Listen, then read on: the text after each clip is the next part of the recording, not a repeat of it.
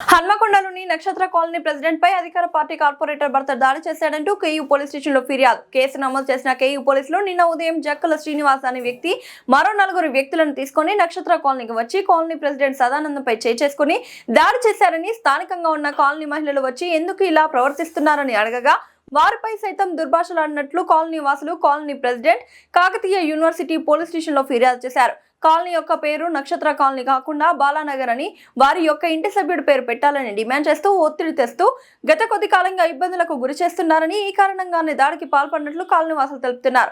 ఈ విషయంపై Kakatiya university police station CI Ravikumar బాధితులు ఇచ్చిన ఫిర్యాదు మేరకు కేసు నమోదు చేసుకుని విచారణ చేపట్టారు.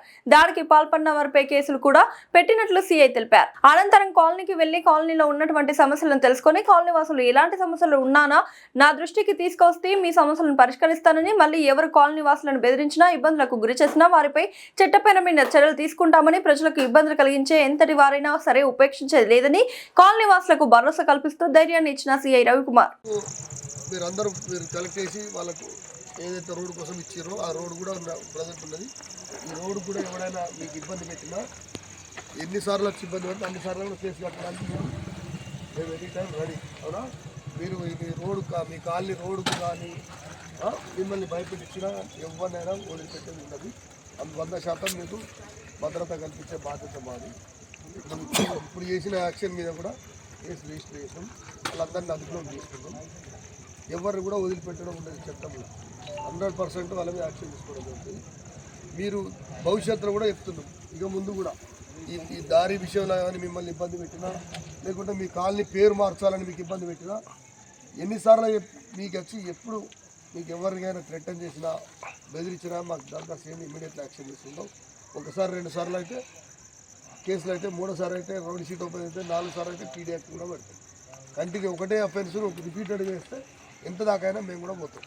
ఓకేనా? మీరు అలా 1% కూడా భయపడాల్సిన అవసరం లేదు. ఇక్కడ ఉన్నటువంటి అందరూ కూడా చాలామంది ఎంప్లాయీస్, వివిధ డిపార్ట్మెంట్లు అందరూ కూడా ఉన్నారు.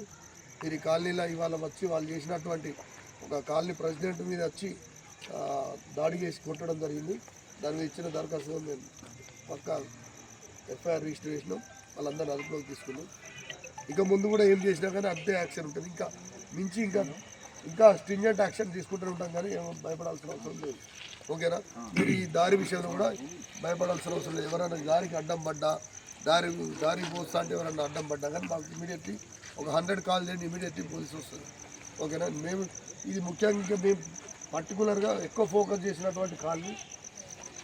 ముందు నుంచి దీనికి రకరకాల చిన్న డిస్టర్బెన్సెస్ ఫస్ట్ నుంచి నడుస్తున్నాయి. కాబట్టి డెఫినెట్లీ మేము ఎనీ టైం కూడా మేము వస్తాం. 5 నిమిషాల గ్యాప్ తోటి ఉన్నాం. 100% మేము వస్తాము. మీరు లేడీస్ కూడా మీరు ఎవరు కూడా భయపడాల్సిన చిన్న రిక్వెస్ట్.